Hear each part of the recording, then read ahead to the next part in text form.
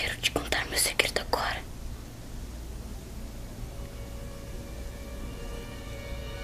Conta.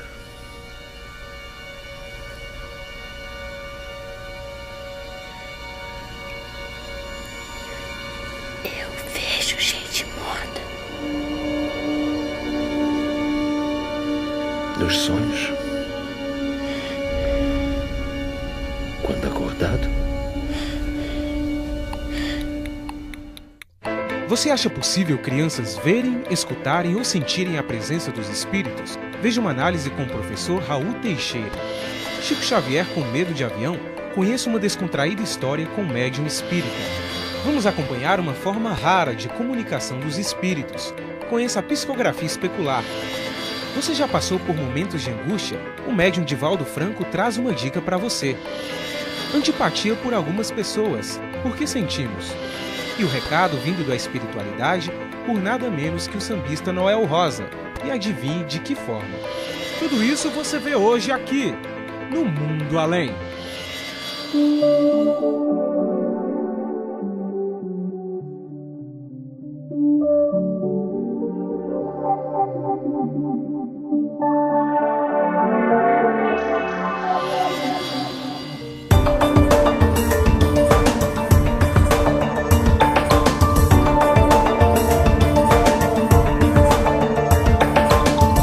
Olá, bem-vindos ao Mundo Além.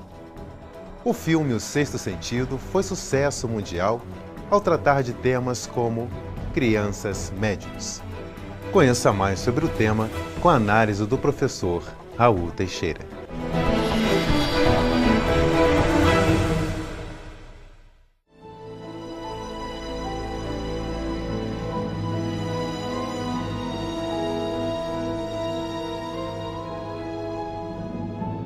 Quero te contar meu segredo agora. Eu vejo gente morta. Nos sonhos? Quando acordado? É muito comum a mediunidade em crianças. A doutrina espírita reconhece que muitos são os espíritos que renascem com essa missão da mediunidade. Por outro lado, é muito comum, é natural mesmo e é paranormal que todas as crianças façam registros espirituais, às vezes de significância.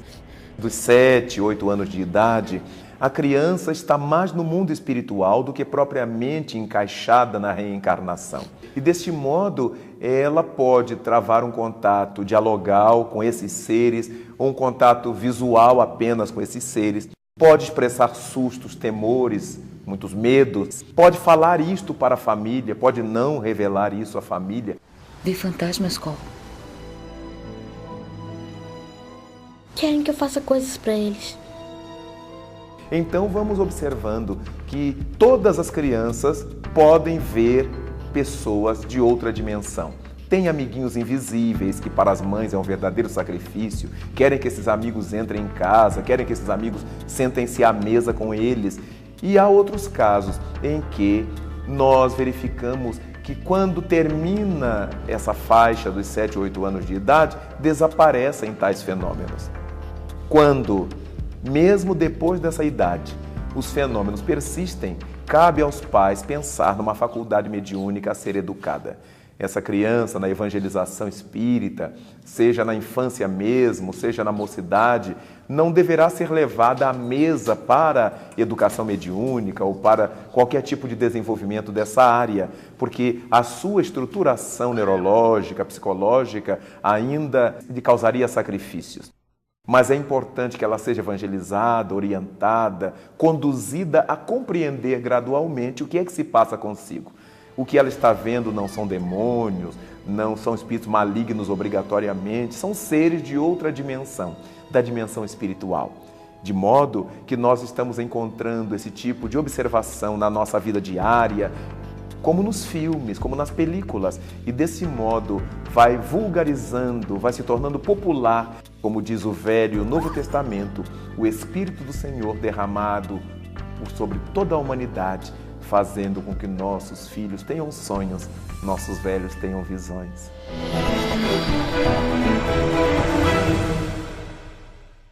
Porque algumas vezes sentimos aversão a uma pessoa que mal conhecemos. O que estaria por trás dessa reação tão comum entre as pessoas? O psicoterapeuta Alberto Almeida coloca uma abordagem diferente para a questão. Acompanhe.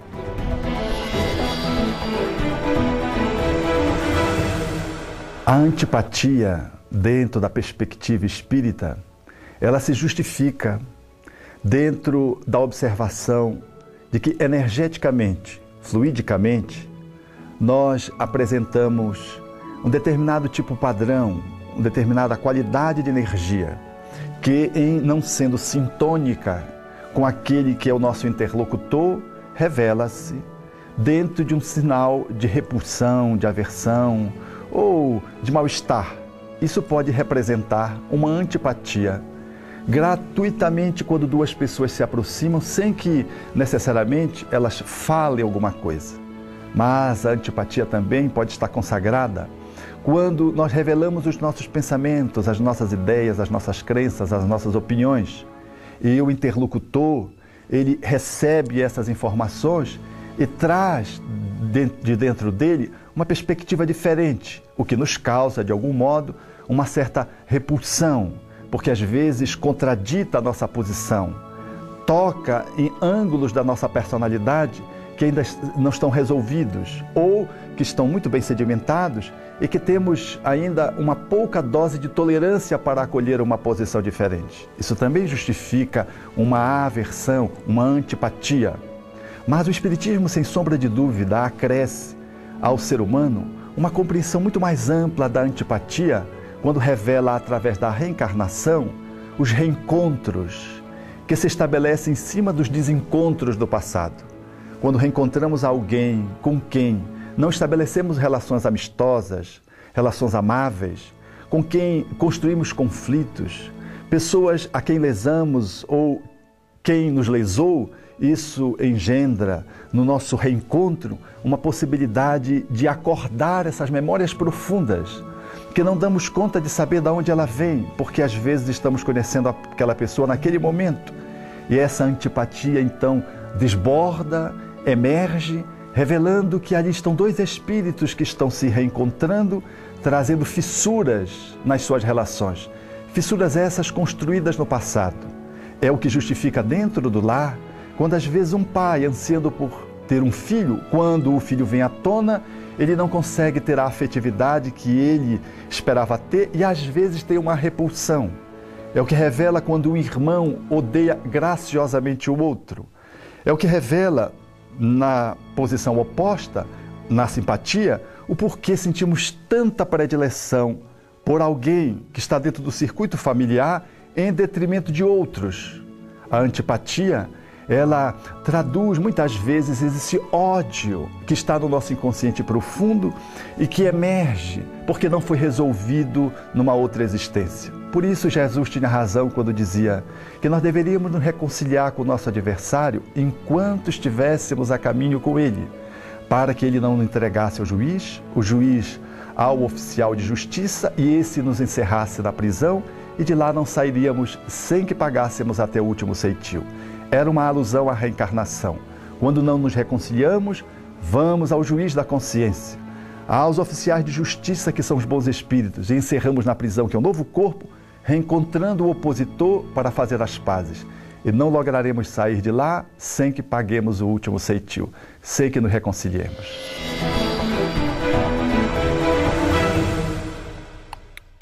Dê uma olhada no que ainda temos pela frente. Psicografia especular, a mensagem mediúnica escrita de forma invertida e a história que marcou a vida do médium Divaldo Franco.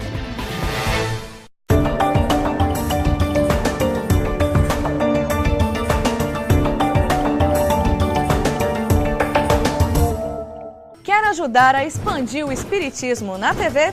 Com apenas R$30 por mês, você se torna sócio do Clube Amigos do Espiritismo e ajuda a levar a mensagem espírita a muito mais corações. Além de contribuir com este grande desafio, você ainda ganha brindes exclusivos.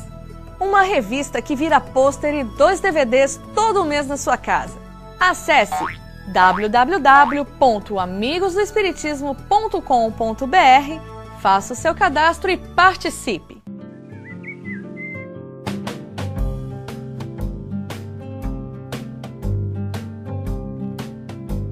Rádio Boa Nova, a comunicação em prol de um mundo de regeneração. Espiritismo e Ecologia. No livro Espiritismo e Ecologia você vai encontrar as diversas afinidades entre a doutrina espírita e a ciência ecológica.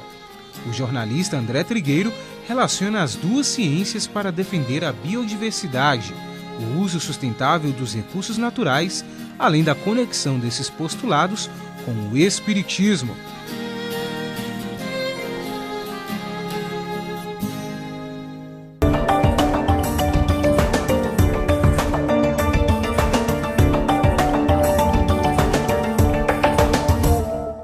Você já ouviu falar em psicografia?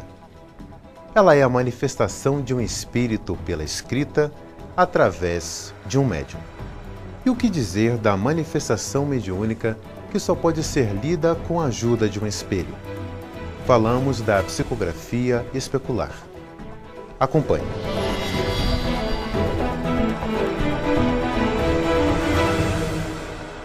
A psicografia é a transmissão do pensamento de um espírito mediante a escrita feita com a mão do médium.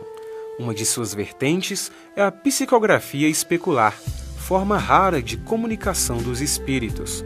Ela leva esse nome pela leitura incomum, que só é possível com a ajuda de um espelho ou contra a luz. Essa que vemos agora foi recebida no 2º Congresso Espírita Brasileiro, em que era comemorado os 150 anos do surgimento do Espiritismo. Nós tivemos aqui mais um fenômeno da rica potencialidade mediúnica do nosso querido irmão Divaldo Pereira Franco.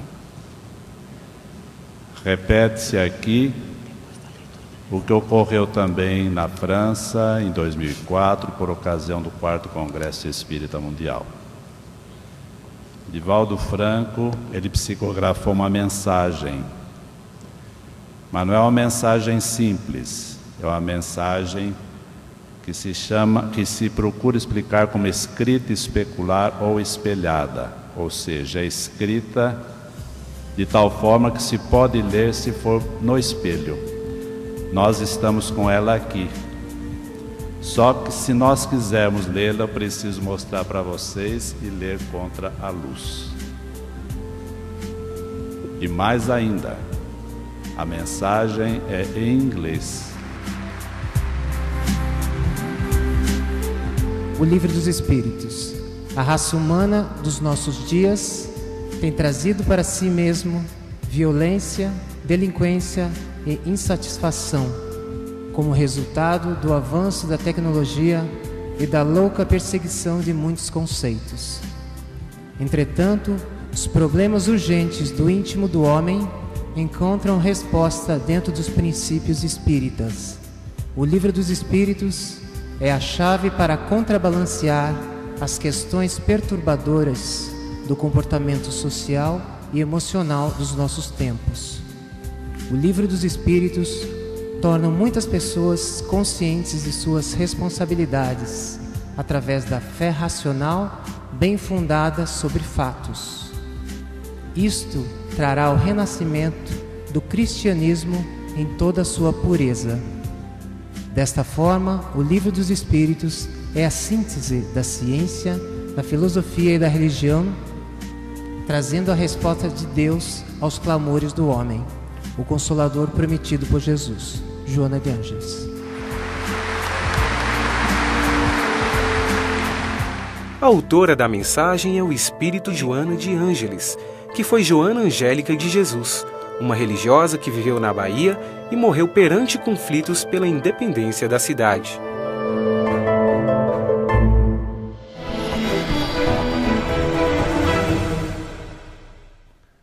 Como superar um momento de angústia? Provavelmente você está passando ou já passou por momentos assim. Preste atenção no que disseram os espíritos ao médium Divaldo Franco num momento de extrema dificuldade. Acompanhe.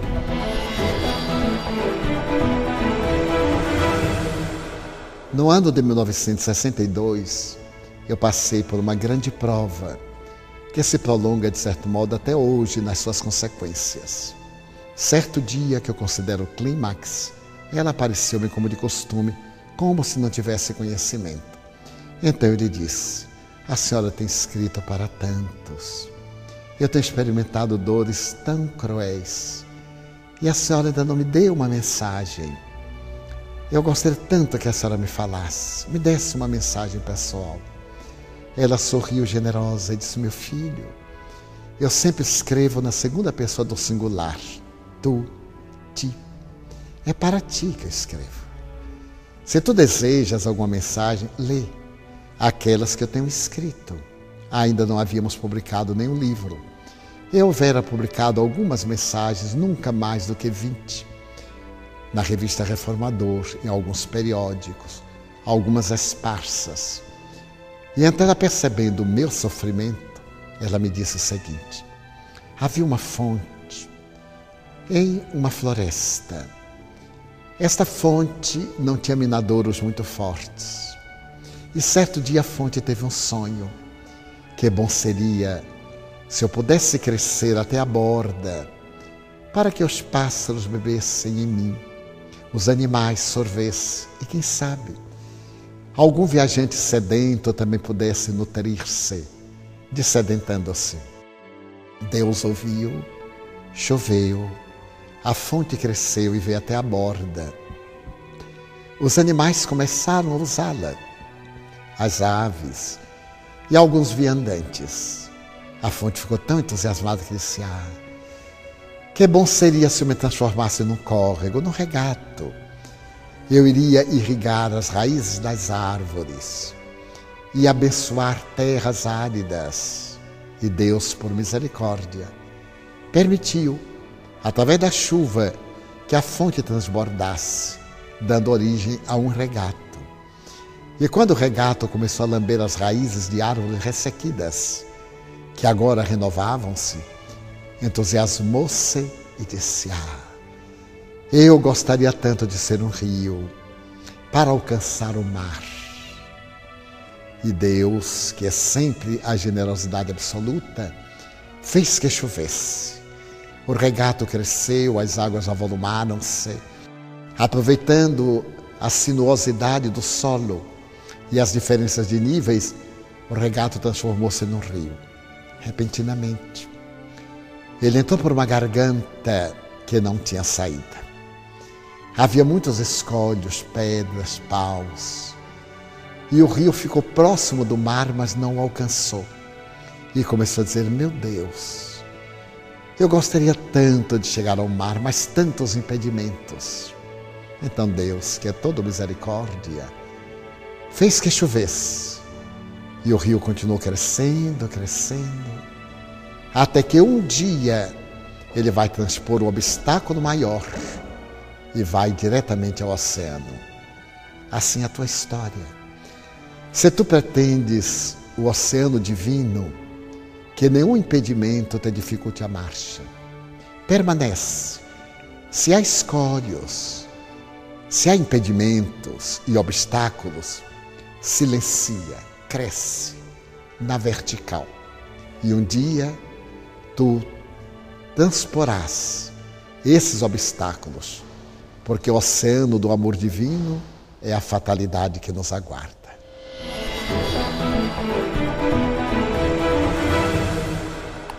Você ainda vai ver aqui, no Mundo Além. A música mediúnica do sambista Noel Rosa.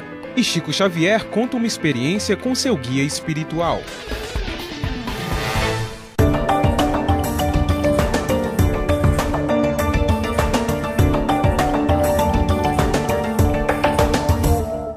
Você gostaria de ajudar a expandir o espiritismo na TV? Então aí vai a dica. Com apenas R$30 por mês, você se torna sócio do Clube Amigos do Espiritismo e ajuda a levar a mensagem espírita a muito mais corações. Além de contribuir com este grande desafio, você ainda ganha brindes exclusivos. uma revista que vira pôster e 2 DVDs todo mês na sua casa, com documentários, animações e videoaulas. E tem mais, quem se associar agora ganha uma camiseta exclusiva. Então, o que está esperando? São apenas R$30 por mês. Acesse www.amigosdoespiritismo.com.br, faça o seu cadastro e participe. Confira os brindes deste mês. DVD, a série psicológica Joana de Ângeles módulo 3 e o DVD, a série psicológica Joana de Ângeles módulo 4. Um simples gesto, um ato de enormes proporções. Um simples gesto multiplica as ações sociais da rede social do bem. Na sua próxima compra, use o cartão de crédito exclusivo O Bem. Peça já o seu cartão. Ligue 0800 644 2273.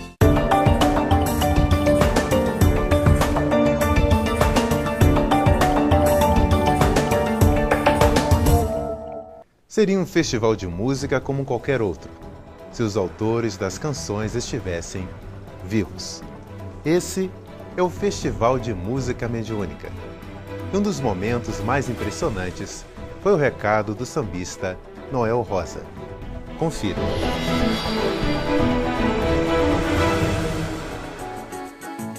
Por entre estrelas, vim cantando pelo céu, improvisando este meu samba, eu sou Noel. Porém, se o samba não está ainda fiel, é que faz tempo que deixei Vila Isabel. Mas quem um dia foi na vila bacharel, se faz um samba, o samba tem sabor de mel. E nesse samba vou botar até frações de substâncias pra nutrir os corações. A substância de que falo é a verdade. Quem foi que disse que não há imortalidade?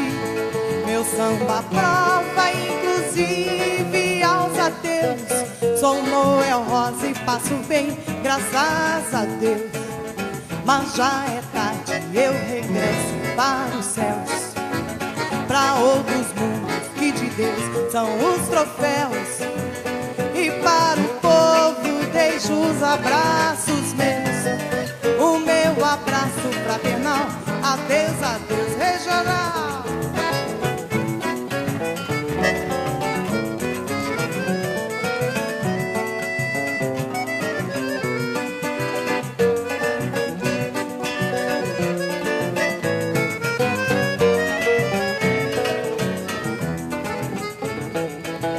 Mas já é tarde, eu regresso para os céus, para outros mundos que de Deus são os troféus. E para o povo deixo os abraços meus, o meu abraço fraternal, adeus, adeus. O meu abraço fraternal, adeus, adeus. O meu abraço fraternal, adeus, adeus. Adeus, adeus, adeus, adeus, adeus, adeus, adeus, adeus.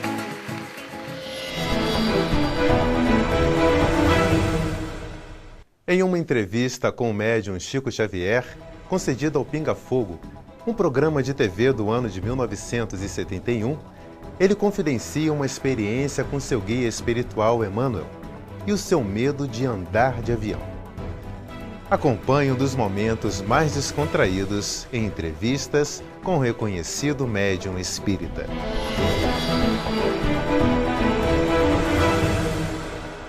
Um telespectador, eu não sei se isso aconteceu, pede que você conte um fato ocorrido num avião em que você viajava, cujos motores entraram em pânico. E você também, como os demais passageiros, o que era perfeitamente natural, entrou em pânico. O que aconteceu dentro desse avião? Esta resposta exige, vamos dizer, uma atitude, talvez, de fazer um pouco de humor, mas é a verdade que eu vou contar. Em 1959, eu me dirigia de Uberaba, para onde eu me transferira recentemente. Eu me dirigia para Belo Horizonte junto da qual está Pedro Leopoldo, a terra onde nasci, a presente reencarnação. E então o avião decolou de Uberaba e fez uma breve parada na cidade de Araxá. Depois, o avião decolou de novo e depois de uns 10 minutos, o avião começou a se inclinar para um lado, para outro, às vezes fazia-se uma pirueta, e o pessoal começou todo a gritar e a pedir a Deus, pedir socorro, e eu estou ali acompanhando. Veio o comandante do avião e disse que não nos impressionássemos, que era um fenômeno chamado vento de cauda, e que apenas chegaríamos um pouco mais depressa. Mas algumas pessoas disseram, mais depressa no outro mundo. Então comecei também a me impressionar, porque eu não sei qual é o nome técnico da evolução que o aparelho fazia. Uma pessoa entendida em aeronáutica saberá descrever o caso, dizendo os nomes em que um avião roda de cabeça para baixo, e nós íamos, e muita gente começou a vomitar e a gritar, a apertar o cinto, aqueles amigos começaram a orar, senhoras começaram a fazer o terço, eu com muito respeito, mas quando vi aquela atmosfera eu comecei a gritar também. Eu falei assim, bem, todo mundo está gritando, eu também vou gritar, porque isso é a hora da morte. Então comecei a gritar, valei-me, meu Deus. Alguém disse, o Chico Xavier está ali, ele é médium e é espírita. E esse sacerdote, com muita bondade, disse, não, mas eu sei que o Chico tem pedido orações em muitos documentos, e o Chico está orando conosco no texto. Eu disse, graças a Deus, Padre, eu também estou orando. Mas comecei a gritar, valei-me, meu Deus. Então aí entra o espírito de Emmanuel. Parece que é uma coisa... Entrou no avião? Parece uma coisa de anedota, né? Uma coisa de fantástico, mas é a verdade. Ele entrou no avião. Mas vocês viram o espírito entrar? Então passou no meio do pessoal, o pessoal não via, como a maioria dos nossos amigos, naturalmente, não está vendo a presença dele aqui. Então ele me disse assim, por que é que você está gritando? Eu escutei o seu pedido, o que é que há? Porque aquilo já tinha mais ou menos 20 minutos, né? Eu falei assim, bem, o senhor não acha que estamos em perigo de vida? Ele falou assim, estão, e o que é que há com isso? Não tem muita gente em perigo de vida, vocês não são privilegiados, né? Eu falei assim, tá bem, se estamos em perigo de vida, eu vou gritar. E continuei a gritar e falei, socorro, meu Deus, e o povo todo gritando socorro, né? Então, ele me disse, você não acha melhor parar com isso? Dar testemunho da sua fé, da sua confiança na imortalidade? Eu disse, mas e a morte? E nós estamos apavorados diante da morte. Ele falou assim, está bem, então você acha que vai morrer? Eu falei assim, o senhor não acha que estamos em perigo de vida? Eu disse, estão. Eu disse, está bem, eu estou com muito medo e estou apavorado. Como todo mundo, eu estou partilhando, eu também sou uma pessoa humana. Eu estou com medo também desta hora de morrer nesse desastre. Eu disse, tá bem, então morra com educação. Cala a boca e morra com educação para não afligir a cabeça dos outros com seus gritos. Morra com fé em Deus. Muito bem. Eu disse, eu quero só saber como é que a gente pode morrer com educação.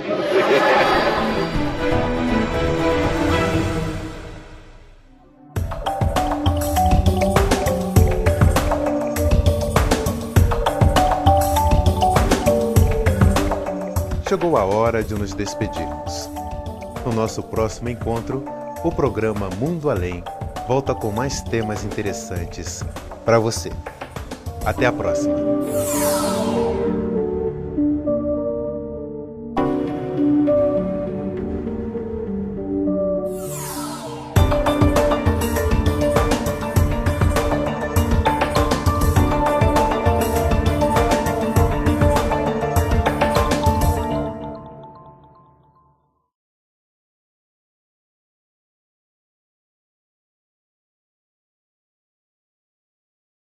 mediunidade. Por outro lado, é muito comum, é natural mesmo e é paranormal que todas as crianças façam registros espirituais, às vezes de significância. Dos 7, 8 anos de idade, a criança está mais no mundo espiritual do que propriamente encaixada na reencarnação. E deste modo, ela pode travar um contato dialogal com esses seres, ou um contato visual apenas com esses seres. Pode expressar sustos, temores, muitos medos. Pode falar isto para a família, pode não revelar isso à família. Vi fantasmas, Cole. Quero te contar meu segredo agora.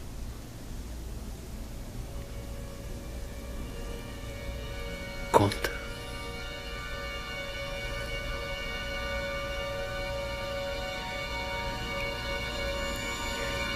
Eu vejo gente morta.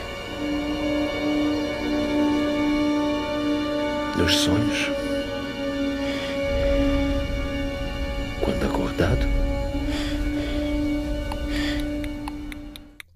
Você acha possível crianças verem, escutarem ou sentirem a presença dos espíritos? Veja uma análise com o professor Raul Teixeira.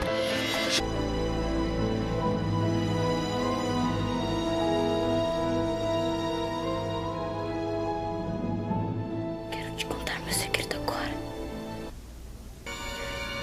Eu vejo gente morta. Nos sonhos? Quando acordado? É muito comum a mediunidade em crianças. A doutrina espírita reconhece que muitos são os espíritos que renascem com essa missão da mediunidade.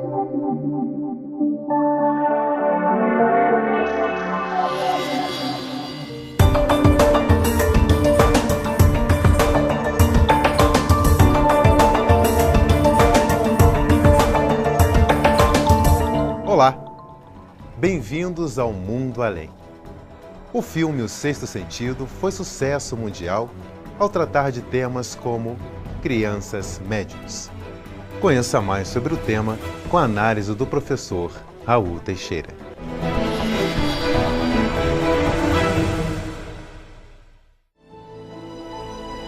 Chico Xavier com medo de avião? Conheça uma descontraída história com médium espírita. Vamos acompanhar uma forma rara de comunicação dos espíritos. Conheça a psicografia especular. Você já passou por momentos de angústia? O médium Divaldo Franco traz uma dica para você. Antipatia por algumas pessoas, porque sentimos. E o recado vindo da espiritualidade, por nada menos que o sambista Noel Rosa. E adivinhe de que forma. Tudo isso você vê hoje aqui, no Mundo Além.